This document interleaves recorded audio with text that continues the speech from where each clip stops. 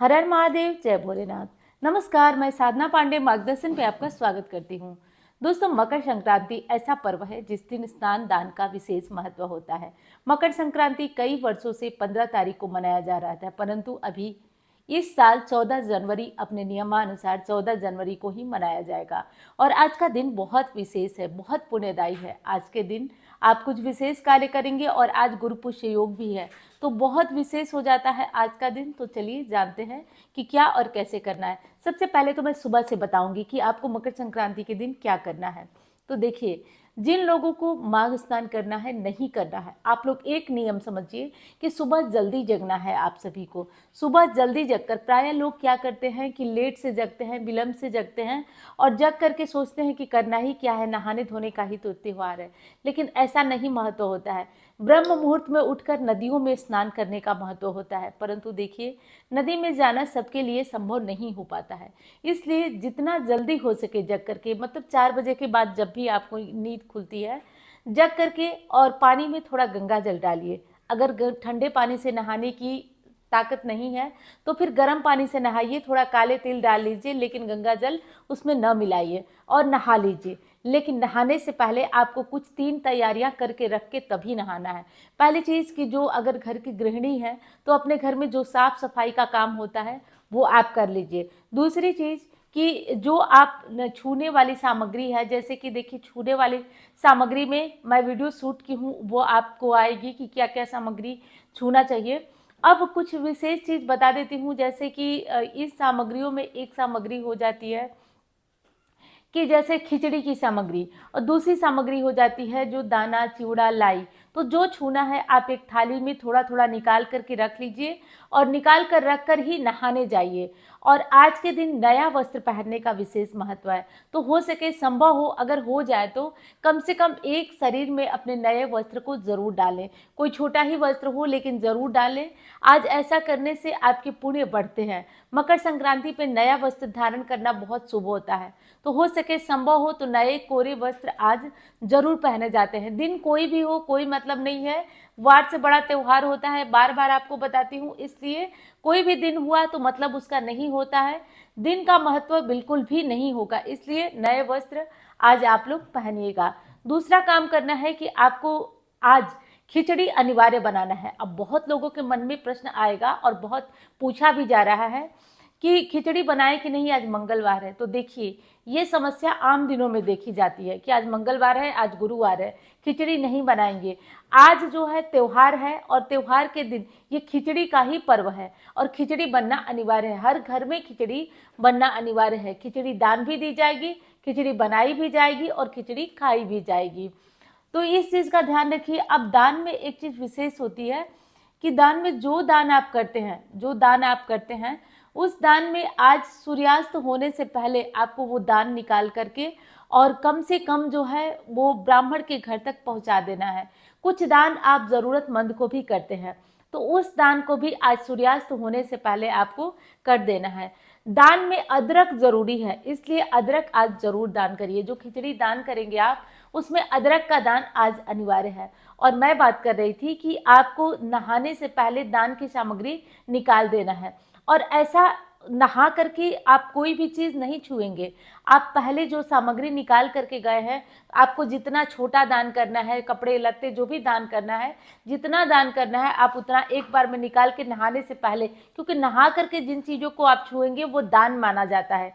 खिचड़ी का दिन इतना विशेष है, इतना पर्व महत्वपूर्ण है, तो इसलिए नहाने के बाद वही चीज़ छुएं जो आपको दान करना है। तो इसके बाद वो अलग सामग्री उठा के रख दें। दान की सामग्री आपके घर में ज़्यादा देर पड़ी हुई नहीं होनी चाहिए, इसलिए कोशिश करें। आज तो घर घर पंडित जी लोग घूमते हैं दान लेने वाले, तो अगर दान लेने वाले कोई आता है उनको दे दीजिए। आपके पंडित पुरोहित कोई हैं तो उनको पहुंचा दिए। अब आप अपनी इच्छा के अनुसार, आप अपनी पूरी जो आपकी सामर्थ्य है उसके अनुसार दान करिए। अब बात आती है कि जो हम दान करेंगे वो दान तो हम पूरे परिवार का अलग अलग करें या एक साथ करें। तो पूरे परिवार को अलग अलग कुछ न कुछ दान आज जरूर छूना चाहिए। कुछ न कुछ दान, तो कुछ न कुछ में पूरे परिवार को कम से कम इन चीज़ों का दान जरूर कराइए। जैसे कि खिचड़ी का दान हो गया, दाना, तिलवा, लाई, जो भी चीज़ें हैं, एक चीज़ का ध्यान रखिए, जो जो चीज़ आज आप खाएंगे कोशिश किया जाता है कि उन सब सामग्रियों का दान किया जाता है।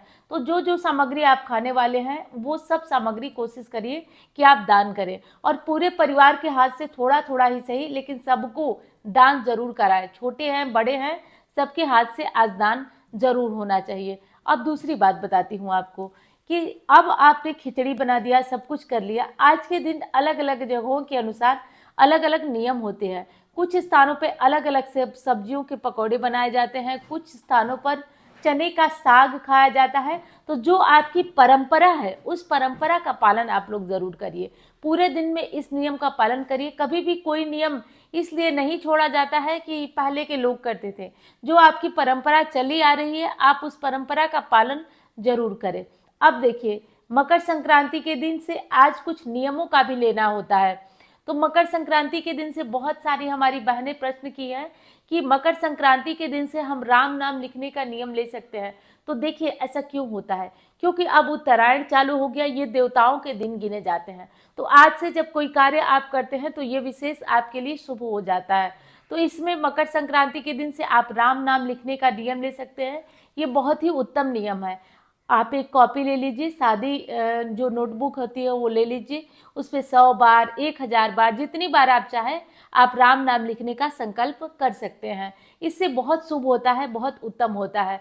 तो राम नाम लिखने का बिल्कुल संकल्प आप कर लीजिए, और आज से भी राम नाम लिख सकते हैं। कोई नया कार्य आज शुरू करना चाहते हैं तो कर लीजिए। आज गुरु पुष्य योग है, तो मैं कुछ उपाय बता देती हूँ, उसे भी आप कर लीजिए।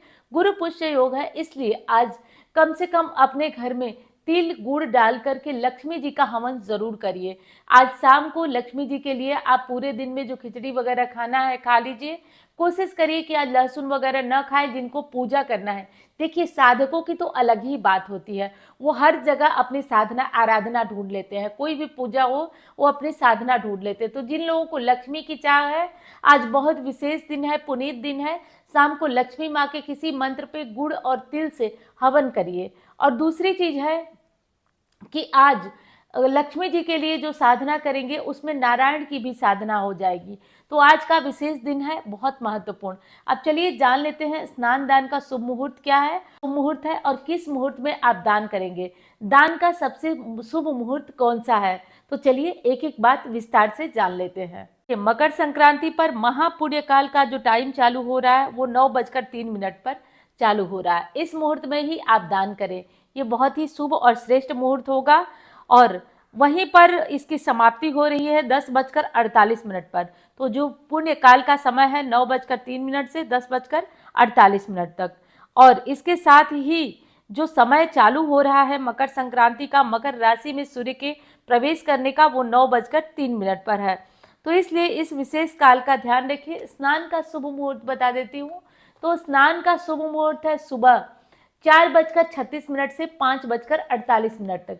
इसके बाद आप स्नान कर सकते हैं, ऐसा नहीं कि आप स्नान इसके बाद नहीं कर सकते, इसके बाद भी आप स्नान कर सकते हैं। तो मकर संक्रांति का ये जो काल था, ये टाइम था, उम्मीद करती हूँ कि आप लोगों ने नोट कर लिया होगा। अब मैं मिलती हूँ आपसे अन्य वीडियो में। धन्यवाद।